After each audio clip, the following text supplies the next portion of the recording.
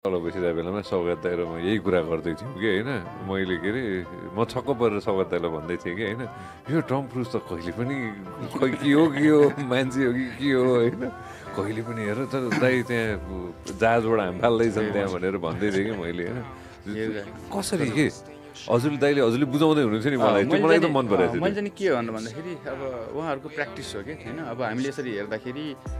ठिक छ जस्तो अरू बेला हामीले विचार गऱ्यो भने घरमा गएर विचार गऱ्यो भने थोरै न उहाँ थोरै न यसरी गरेर बस्नुहुन्छ अथवा केही उ गर्नुहुन्छ बिस्तारै यस्तो एज आफ्नो अनुसारले नै उ गर्नुहुन्छ कि होइन तर रेगुलर उहाँले गर्ने काम होइन जानुहुन्छ अनि प्र्याक्टिस गर्नुहुन्छ दिनमा साँझ आउनुहुन्छ फेरि जानुहुन्छ लगभग महिनौँ दिन 12 महिना गऱ्यो भने त्यो अब फिल्ममा आएर हेर्दाखेरि त्यो एकदमै नर्मल लाग्छ कि त्यो यत्रो उमेरमा पनि कसरी गर्नुभयो भने जस्तो देखिन्छ होइन तर त्यो रेगुलर प्र्याक्टिस उहाँहरूको अब मेहनत यति धेरै हुन्छ कि दिनको मतलबै हुन्न होइन वर्षमा 1 वर्ष प्र्याक्टिस गर्ने हो कि 2 वर्ष प्र्याक्टिस गर्ने हो यस्तो कुराहरू हुन्छ नि त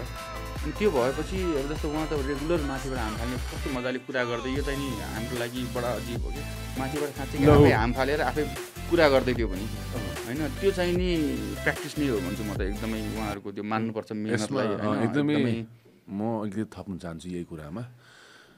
जस्तै उहाँले जुन चाहिँ एउटा प्र्याक्टिस गर्नुहुन्छ नि हो त्यो पैसामा हाम्रो 100 वटा भन्दा बेसी फिल्म